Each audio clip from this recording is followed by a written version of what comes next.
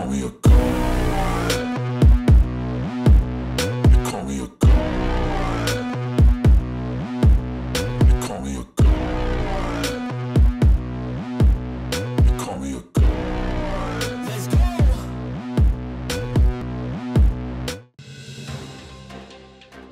मागील वर्षी नमो चषक क्रीडा सांस्कृतिक महोत्सवाला उत्स्फूर्त प्रतिसाद लाभला आणि त्याच अनुषंगाने यंदा नमो चषक भव्य दिव्य स्वरूपात होईल असा विश्वास माजी खासदार लोकनेते रामशेठ ठाकूर यांनी उल्वेनोड येथे व्यक्त केला।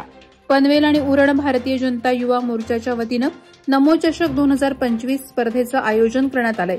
त्या संदर्भात लोकनेते रामशेठ ठाकूर यांच्या प्रमुख उपस्थितीत आयोजनातील विविध समित्यांची बैठक पार पडली। करंजा रेवसागरी सेतूचं काम सुरू आहे, परंतु या सेतूचा मार्ग हा ऐतिहासिक आणि पौराणिक वारसा असलेल्या द्रोणागिरी पर्वताचे अस्तित्व नष्ट करत आहे। या संदर्भात उरण तहसील कार्यालयात उपविभागीय अधिकारी पवन चांडक यांच्या प्रमुख उपस्थितीत बैठक झाली। सदरच्या सेतूसाठी इतर ठिकाणची जागा उपलब्ध असतानाही हा ऐतिहासिक आणि पौराणिक महत्त्व असलेल्या द्रोणागिरी पर्वत परिसरातून जात आहे। तसंच या सेतूमुळे भविष्यात माळीण, इर्षाळवाडी यासारख्या घटना घडण्याची शक्यता नाकारता येत नाही। त्यामुळे बैठकीत ग्रामस्थांनी या मार्गाला कडाडून विरोध करत द्रोणागिरी पर्वताचं अस्तित्व अबाधित ठेवण्याची मागणी लावून धरली आहे।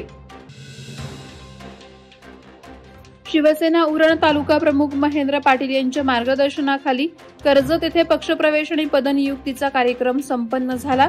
या कार्यक्रमात सुलेमान मुश्ताक शेख यांच्यासह इतर कार्यकर्त्यांनी शिवसेनेत प्रवेश केला। पक्षप्रवेशानंतर सुलेमान शेख यांना उरण शहर प्रमुख पदाची जबाबदारी देण्यात आली। आमदार महेंद्र थोरवे यांच्या हस्ते ही पदनियुक्ती करण्यात आली। यावेळी शिवसेना रायगड जिल्हा प्रमुख संतोष भोईर, युवा सेना राष्ट्रीय सचिव रुपेश पाटील आदींसह स्थानिक कार्यकर्ते उपस्थित होते। या पदनियुक्तीमुळे उरण परिसरातील शिवसेनेची संघटना अधिक बळकट होण्यास हातभार लागणार असल्याचा विश्वास मान्यवरांनी व्यक्त केला। अलिबागमधील सुरू असलेल्या किहिम फेस्टिवल येथे विधानसभेचे अध्यक्ष राहुल नार्वेकर यांनी अचानक भेट दिली। यावेळी त्यांनी फेस्टिवलमधील कलाविष्कारांचा आनंद लुटला तर माध्यमांशीही संवाद देखील साधला। यावेळी लाडकी बहीण योजनेसंदर्भात भाष्य करत लवकरच यापुढेही रखडलेल्या लाडक्या बहिणींना पैसे मिळणार आहेत याबाबत मला खात्री असल्याचं नार्वेकर म्हणाले।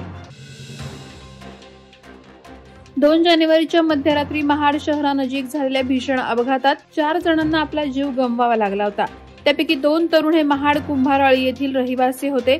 यावेळी ट्रॉमा केअर सेंटर महाड येथे त्यांना उपचारार्थ दाखल केले असता त्या ठिकाणी तज्ज्ञ डॉक्टर्स, आवश्यक सोयी सुविधा उपलब्ध नसल्याने आणि उपचार वेळेवर न मिळाल्यामुळे ही मुलं दगावली असल्याचा आरोप कुंभारआळीतील रहिवाशांसह महाडकर नागरिकांकडून करण्यात येत आहे। याबाबत आरोग्य व्यवस्थेविरोधात आवाज उठवण्यासाठी आणि शासनाला जाग आणण्यासाठी 7 जानेवारी रोजी महाड शहरातून एका मूक मोर्चाचं आयोजन करण्यात आलं होतं।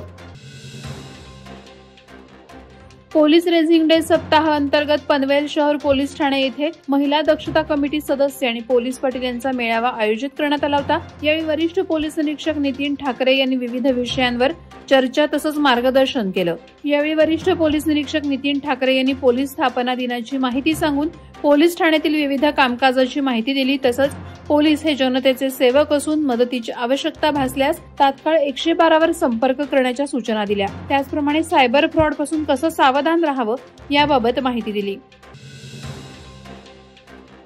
आपल्या लेखणीद्वारे समाजातील विविध विषयांवर प्रकाश टाकून समाज प्रबोधनाचं कार्य करणाऱ्या पेणमधील पत्रकारांचा रोटरी क्लब ऑफ पेणच्या वतीनं महात्मा गांधी मंदिर येथे सन्मान सोहळ्याचं आयोजन करण्यात आलं होतं।